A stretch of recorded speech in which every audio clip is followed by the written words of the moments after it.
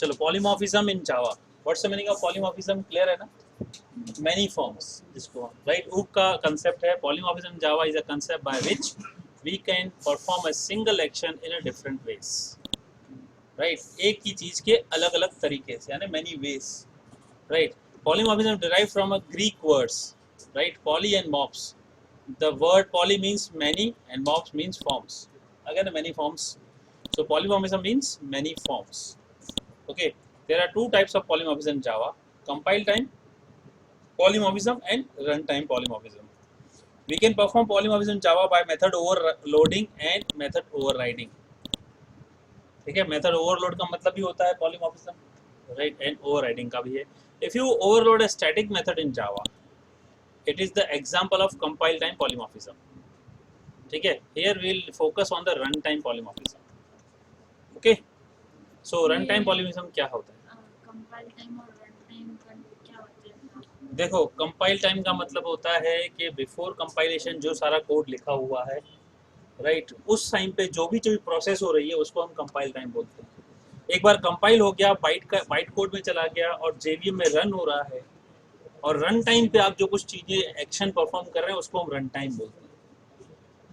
समझ जाओ। तो वो ये पहले नहीं कैलकुलेट, कंपाइल टाइम मतलब एग्जिट कोड जब 0 लिखा हुआ होता है वो कंपाइल हाँ, टाइम, उससे पहले कंपाइल टाइम। रन टाइम मतलब उसके बाद में, जब हम रन कंपाइल करने के बाद में जो भी एक्शन आप रन करते समय कर रहे हो, राइट। अभी आप समझो, चलो एक एग्जांपल समझते हैं। आप अपने कंप्यूटर से इंटरनेट कनेक्ट कर रहे हो, ठीक है, अब इंटरनेट कनेक्ट कर रहे हो, सब कुछ ओके है, लेकिन इंटरनेट कनेक्शन नहीं हो रहा है, तो प्रॉब्लम क्या हुई?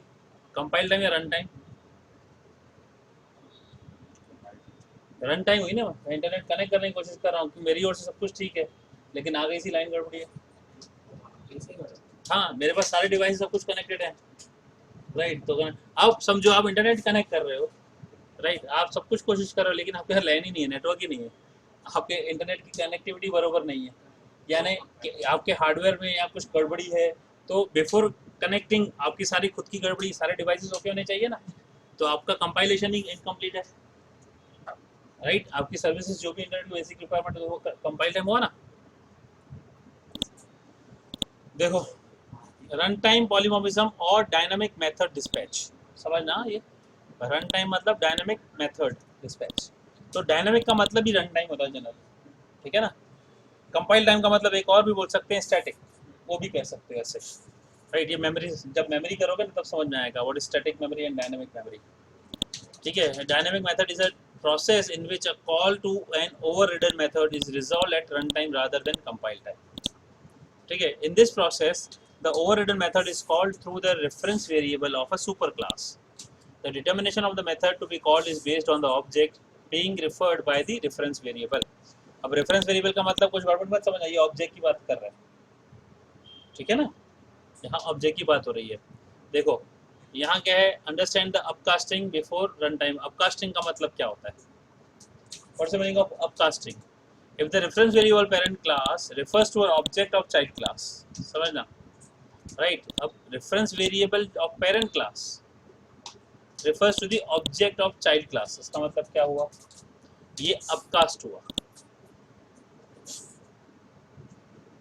parent का child को refer कर रहा है, तो parent to child हुआ ना, ठीक है। तो ऐसे क्या होता है, child to parent होता है ना, तो यहाँ पे अपकास्ट किया, उसको आगे भेजा, आगे दिया। देखो यहाँ पे class A class B extend से A is equal to new B.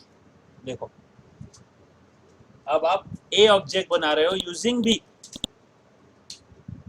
अभी इससे पहले ये क्या है, ये पेरेंट क्लास है ना, अब चाइल्ड क्लास से ऑब्जेक्ट बनाया जा रहा है, इसको बोलते हैं अपकास्टिंग। समझ में आ रहा है? वही तो, चलो समझते हैं। For upcasting we can use the reference variable of a class type of in interface type. अब देखो यहाँ पे क्या है, ये चीज आपने सीखी नहीं अभी तक, इसलिए आपको पता नहीं है, ठीक है ना। इंटरफेस जब आएगा तब चीजें आपको सारा समझ में आएगी, राइट। इंटरफेस क्यों होता है? जनरली जहाँ पे हमारे पास मल्टीपल इनहेरिटेंस का कंसेप्ट आता है या फिर हाइब्रिड इनहेरिटेंस का कंसेप्ट आता है, तो हम जावा में डायरेक्टली नहीं कर सकते, उसके लिए हमें इंटरफेस की जरूरत पड़ती है। जब भी मल्टीपल इनहेरिटेंस या हाइब्रिड इनहेरिटेंस की जरूरत पड़ेगी आपको जावा में, you can not do that thing right using inheritance या एक्सटेंस करके। उसके लिए आपको इंटरफेस की ही जरूरत पड़ेगी। कीवर्ड इंटरफेस अलग कंसेप्ट है, कीवर्ड नहीं है, ये पूरा कंसेप्ट ही अलग है राइट। ये जो चीज़ है राइट उसमें आएगा, और हम इंटरफेस पढ़ेंगे तब समझेंगे इस चीज़ को। अभी आपको तो बहुत समझना है, मैंने बताया अभी तो काफ़ी कुछ बाकी है। अभी तो एक्चुअल जावा तो अभी शुरू हुआ है समझो आपका, उसमें काफ़ी नई नई चीज़ें आ रही हैं। इससे पहले तो आपके बेसिक्स थे, अभी आप एडवांस में हो। देखो यहाँ क्या बोल रहा है, class A class B extends A implements L. Now ये जो चीज़ है यहाँ पे, ये नया वर्ड आपके लिए आया होगा राइट। इम्प्लीमेंट्स का मतलब बात होती है हमारे इंटरफेस की, ठीक है। ये हम पूरा का पूरा इंटरफेस कंसेप्ट सीखेंगे। रिलेशनशिप ऑफ ऑब्जेक्ट देखो, B is a A is and B is a A I and B is a A object. A I का मतलब क्या है, interface.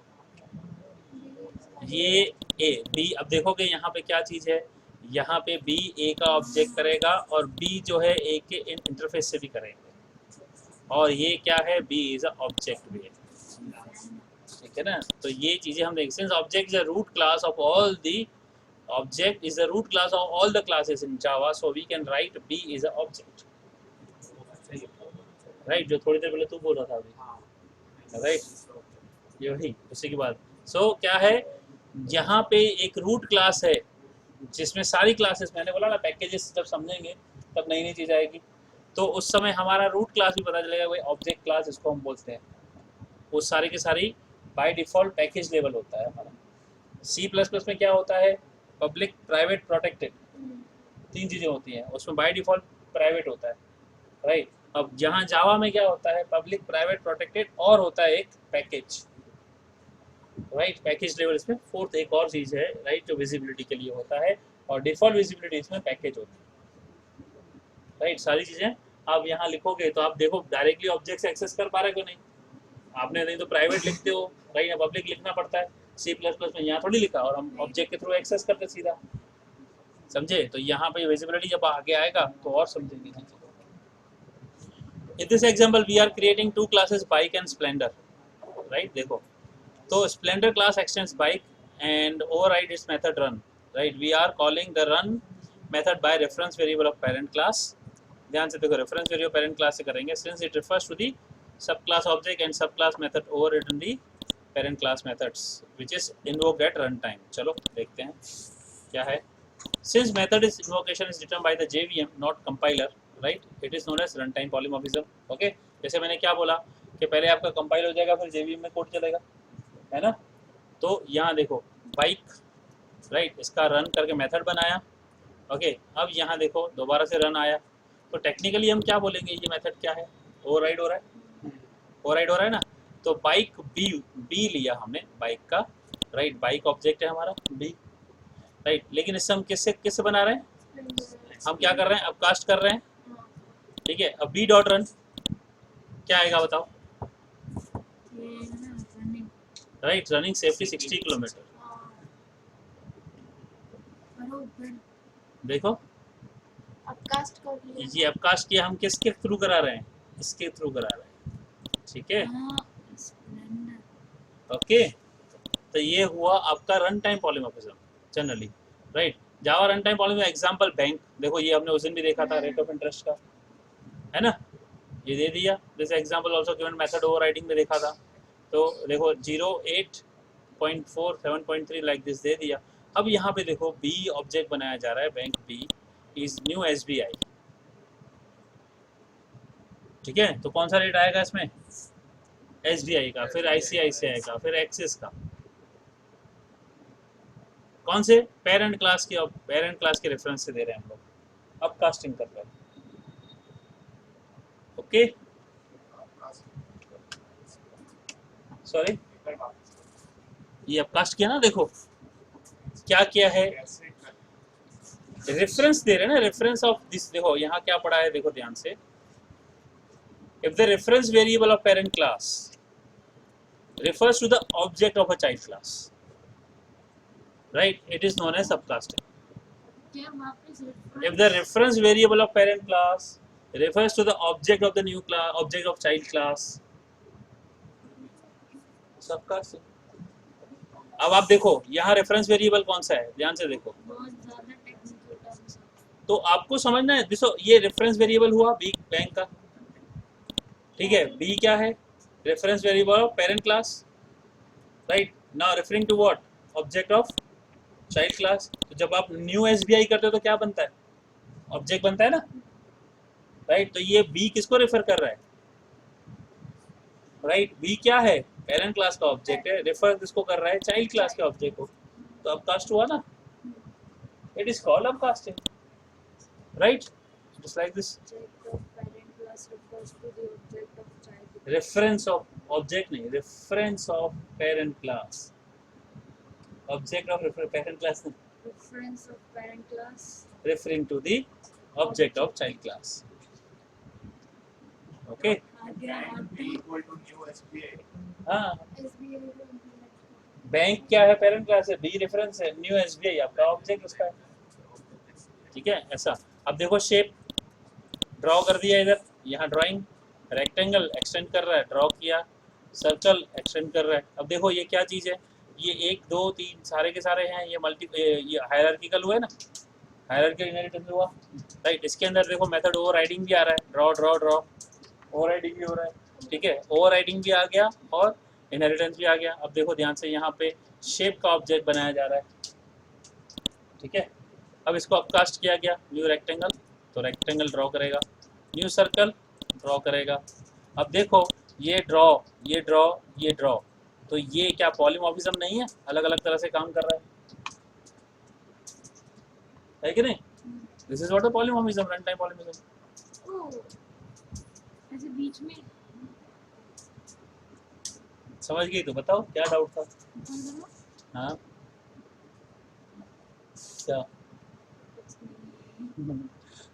Now run time polymorphism example animal का भी दे दिया, जैसे ईट, ठीक है, dog eating bread, cat rat, ये लायन मीट, सारे वही एग्जांपल है जैसे उधर था।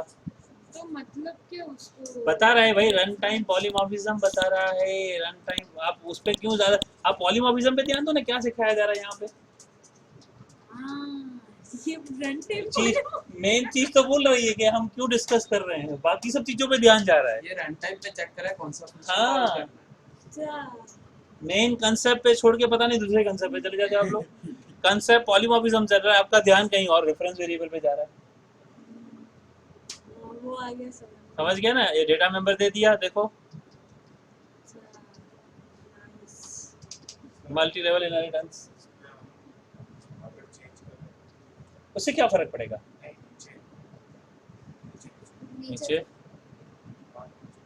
लो,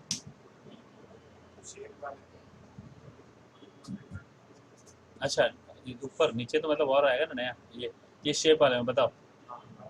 पहले हमने लिखा s equal to new rectangle, हाँ s equal to new circle, हाँ s equal to new triangle, हाँ फिर s equal s dot draw किया। हाँ, तो लास्ट वाला ये रेफरेंस है ना। आप किसको रेफर कर रहा है? वो एस किसको रेफर कर रहा है? ट्राइंगल को, तो ट्राइंगल ही करेगा, नहीं करेगा ना। आपने a is equal to 10, a is equal to 20, a is equal to 30, a print कराओगे क्या आएगा? 30। लेटेस्ट रेफरेंस किसको किया? अगर आपको ऐसा करना है तो फिर S1 S2 S3 करो ना। S1 उसको कर दिया, S2 उसको कर दिया, S3। अगर आप यहाँ पे आप पॉलीमॉर्फिज्म समझ रहे हो सर, पॉलीमॉर्फिज्म का मतलब एक ही चीज के अलग अलग तरह। अब S dot draw, S dot draw, S dot dot draw, तीन तरह से एक ही चीज है ना, तो एक ही चीज तीनों से अलग तरह से बिहेव कर रही है, देखो तो पॉलीमॉर्फिज्म है, उस पर ध्यान दीजिए। वो रेफरेंस लेटेस्ट वाला जो होगा वही आएगा। अब आप जो बोल रहे हो वो भी नीचे होगा, देखो ध्यान से, यहाँ पे देखो है तीनों, राइट, इस तरह से देख लो। ओके, अब आपको बोला है ट्राई फॉर आउटपुट, चलो लगाओ दिमाग। ए क्लास एनिमल आ गया, ठीक है, ईट दे दिया, डॉग एक्सटेंड, यहाँ भी ईट दे दिया, ठीक है ना। अब ये ये baby dog class baby dog 1 extend dog. तो मल्टी लेवल आया ना इनहेरिटेंस से एनिमल से ये इससे ये A is equal to new baby dog 1 ये इसी का A डॉट ईट। बोलो क्या आंसर होना चाहिए? मुंज मुंज क्या मुंज मुंज में लिखा है। कुछ भी नहीं है, बहुत सिंपल है, ऊपर वाला आएगा ये बेबी डॉग, बहुत सिंपल है, कुछ भी नहीं है इतना। तो ये एनिमल ऑब्जेक्ट सीटिंग को, आएगा फिर डॉग। ये उसी ऑब्जेक्ट को उसी क्लास में बुलाया है, तो क्या हुआ? तो उसे बुला सकते। किया है, पहले भी किया है सर। तो ईट का फंक्शन ही नहीं है इसमें बेबी डॉग में। तो एक्सटेंड तो किया है ना भाई। हाँ, तो आप कहाँ ध्यान दे रहे हो? बाकी इतना आपको यही तो सीखना है, फोकस। पढ़ाई में यही तो सीखोगे, फोकस करना। आप जल्दबाजी करते हो। ईटिंग क्यों? ईट तो यहाँ भी है, एनिमल में भी है। फिर नहीं, डॉग इज ऐसे कैसे? एनिमल क्यों नहीं? ओवरराइड हो गया है वो। Your answer. पहले एनिमल इज ईटिंग आएगा फिर डॉग। पहले डॉग आएगा फिर एनिमल आएगा, खाली डॉग आएगा। डॉग इज खाली डॉग ही से एनिमल सीटिंग नहीं, खाली डॉग ही पेरेंट क्लास अरे ये फंक्शन ओवरराइड हो गया ना भाई, यहाँ पे ओवरराइड कर दिया ना। कहाँ भूल गए ओवरराइडिंग? ओवरराइडिंग नहीं होता तो पेरेंट अब ओवरराइडिंग नहीं होता तो नाम ही अलग होता। नाम सेम है, जब और नाम अगर सेम नाम है, अलग होता तो नाम अलग होता तो ईट यही चालू होता ना, फिर यही आता ना। तो ये नाम सेम है तो ओवरराइड हो गया ना। ओवरराइड हो गया तो आपका ये देखो, एक्सटेंड किसको कर रहा है? डॉग को कर रहा है ना ये। तो जो डॉग के अंदर ईट है वही आएगा ना ईट। इतना सिंपल तो है। क्या करूं अभी मैं? Since a baby dog is not an overridden the eat method, so eat method is invoked like this. यहाँ पे इसने ओवरराइड थोड़ी किया है, इसने ओवरराइड कर दिया ना इसको। बेबी डॉग ने थोड़ी ओवरराइड किया है, इसने ओवरराइड कर दिया तो इसको ले लिया। सो पॉलीमॉर्फिज्म भी हो गया। आई होप कि ये भी चीज़ समझ गए होंगे। काफ़ी हो गया आज का। तो नेक्स्ट टॉपिक क्या है अपना, जो आज नहीं करेंगे वो हम कल करेंगे, static binding and dynamic binding. चलो अच्छी बात है, ठीक है।